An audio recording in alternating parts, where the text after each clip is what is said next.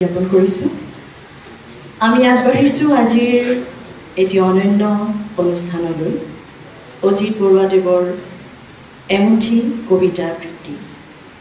মই পোনপ্ৰথমেই মঞ্চলৈ আদৰিছোঁ যশস্বী শিল্পী, বিশিষ্ট চলচ্চিত্ৰ পৰিচালক, প্ৰতিষ্ঠিত আবৃত্তিকাৰ, নাট্যশিল্পী, অভিনেত্ৰী ডাক্তৰ শান্তনা বৰদলৈ বাইদেউ।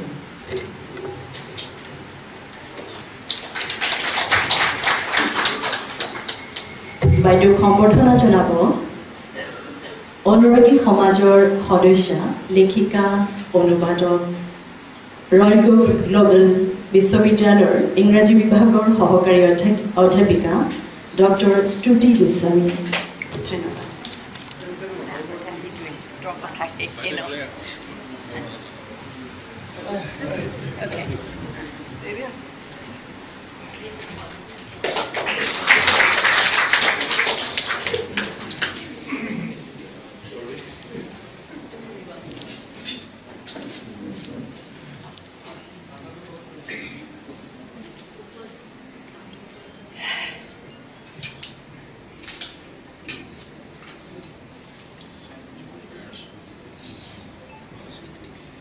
নমস্কাৰ।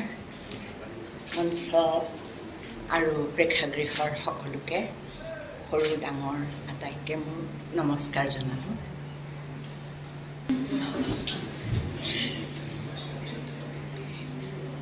ব্ৰহ্মপুত্ৰ কবিতাৰ পৰা ৰাঙলী বুৰুজত হংসবেগ,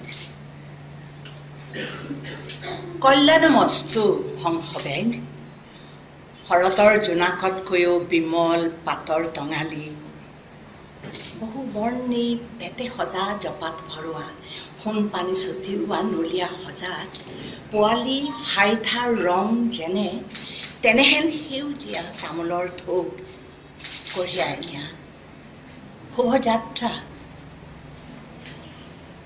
জলহস্তীৰ দাঁতত বন্ধোৱা গজমকুটাৰ হাৰ কঢ়িয়াই নিয়া, কঢ়িয়াই নিয়া জীৱন জীৱক চৰাইৰ স্বৰ, কামৰূপৰ স্বৰ, অসমৰ স্বৰ, ভাৰত বিশ্ব ব্ৰহ্মাণ্ডলৈ, ক্ষীৰ সাগৰৰ ঢৌতকৈও বগা, হাতীপতিৰ তৰাতকৈও শুকুলা চোঁৱৰ, সিংহমুখী বানৰীৰ গুপ্তাংগৰ গ্ৰন্থিৰ সুবাস, মৌজোলৰ সমগন্ধি, যিয়ে আকৌ সূচাই দখলৰ সীমা লৈ যোৱা, কনৌজ বিহাৰী ৰাজ কবি কণ্ঠ যেন ঝংকৃত হৈ উঠে অনুষ্টুপত, সৰ্বং ব্ৰহ্মাৰ্পণং ভৱতু।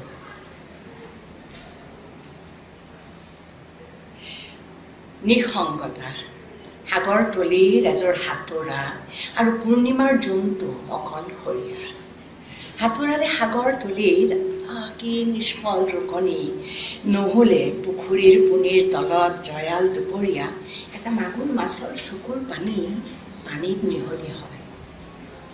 কি হাস্যকৰ, মাগুৰ মাছৰ কানুন, কানে কেৱল সুন্দৰ কানুন, মুকুতাৰ মালাৰ দৰে, চন্দ্ৰৰ কিৰণৰ দৰে, শেৱালিৰ শুকুলা পাহিত নিয়ৰৰ টোপালৰ দৰে।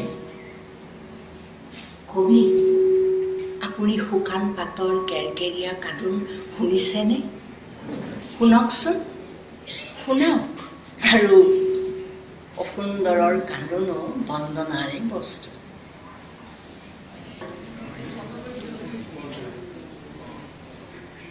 হঠাতে এচাত অকলশৰীয়া বতাহ, ঘৰৰ ওপৰেদি বলি গ'ল। সি বোধ কৰোঁ বাঁহৰ পাতবোৰ লৰাই গ'ল। সি গৈ থাকিব পুখুৰীত পানী পৰোৱাৰ জাক ভাঙি, আৰু সেই খালটোৰ পুলিবোৰ সি চৰাই, দুটা উদ্যানৰ মাজৰ বাঁহখৰিৰ এঙাৰ আৰু আধা পোৰাবোৰৰ ওপৰেদি। পাৰত দুজোপা কৰচ গছৰ ডাল লগ লাগি আছে, তাৰ তলেদি সৰকি বতাহ আৰু শব্দবোৰ ঘৰলৈ যাব, বতাহ ঘৰলৈ যাব।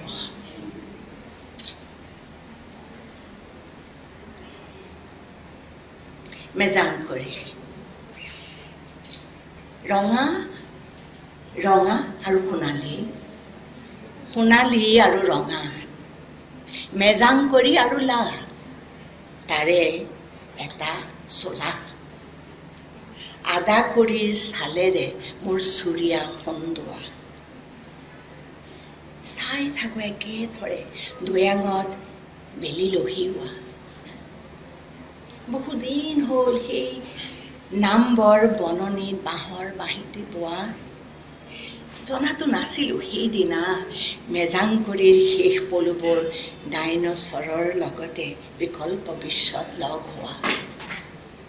ভাল পাওঁ, মই ভাল পাওঁ অৱলুপ্ত বস্তুবোৰ শব্দৰ ধ্বনিতে যাৰ বাস, যি থাকে নেদেখা ৰঙত, নুশুনা সুৰত, অপ্ৰকাশ্য বচনত, অকল্পনীয় সৌন্দৰ্য।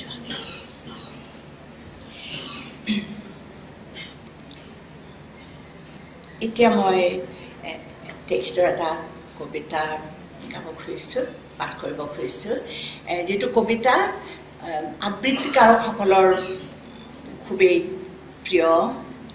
সেইকাৰণে সেইটো নকৰিবলৈ মোক অনুৰোধ কৰা হৈছিল, কিন্তু মই শুনা নাই, কাৰণ মোৰ এটা ধাৰণা যে ছাৰে আমাক বেয়া পাব সেইটো পাঠ নকৰিলে। কবিতাটোৰ নাম হ'ল চেনৰ পাৰত। ঘৰ বিৰহীৰ উক্তি। মই অসমক ভাল পালোঁ গোৱাৰৰ দৰে। বিশ্ব ব্ৰহ্মাণ্ডক মোৰ নমস্কাৰ।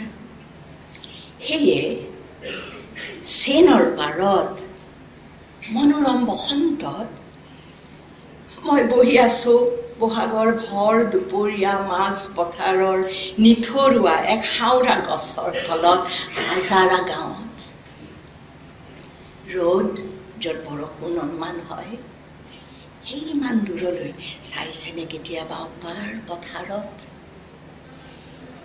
মই দেখি আছোঁ ফৰকাটিং জংচনত এখন ৰাতিৰ ৰেল অনন্তকালৰ বাবে স্থিৰ। মোৰ ঠাই ইয়াত নহয়, মোৰ ঠাই বৰচিলা বিলৰ পাৰত, কাল দিয়া নদীৰ পাৰত, বিৰিণাৰ বনৰ মাজত, কলঙৰ ভগা দলঙত, ৰঙাগৰা বাগানত। চেম্পেইনৰ চখাল মাটিত জিলিচা, দাৰ্জিলিং পৰ্বতৰ গেৰুৱা মাটিত যি সুবাস গজে, অন্যত নগজে। যি মন গজিল লুইতৰ পলসত, যি মন সদায়ে ভ্ৰমে পাগলা দিয়াৰ দাঁতিত দিগাৰ মাজত, তাৰ নিস্তাৰ তাৰ পাৰে পাৰে। সামান্য যি দেখিলোঁ পৃথিৱীৰ ৰূপ, সিমানে হেঁপাহ হ'ল মোৰ আইৰ আচলৰ তলসৰা বকুলৰ ফুল পাহি। মোৰ কোনো দৰকাৰ নাই চেনৰ বুকুত বুৰঞ্জীৰ নাও ভহা চোৱা। মই চাব খোজোঁ অপলক অচেতনভাৱে বাঁহৰ পাতৰ ওপৰেদি বেলি লহিওৱা।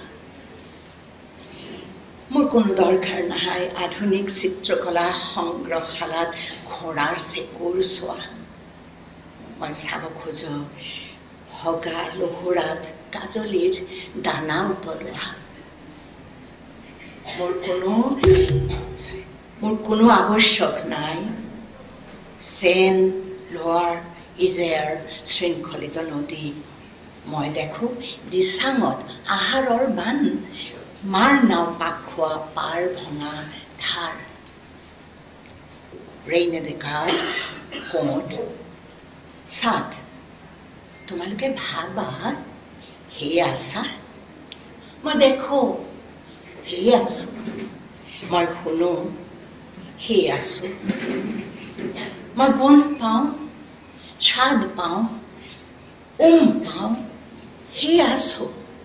আৰু মই অসমক ভাল পালোঁ গোৱাৰৰ দৰে, সেয়ে আছোঁ বিশ্ব ব্ৰহ্মাণ্ডত নমস্কাৰ।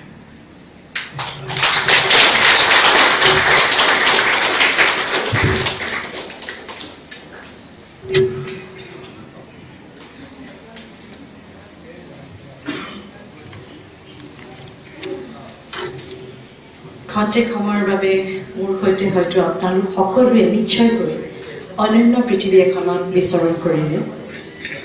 বাইদেউৰ জালুকৰি কণ্ঠ, কি কম ভাষা নাই সঁচাকৈ। আন্তৰিক কৃতজ্ঞতা জ্ঞাপন কৰিলোঁ বাইদেউ।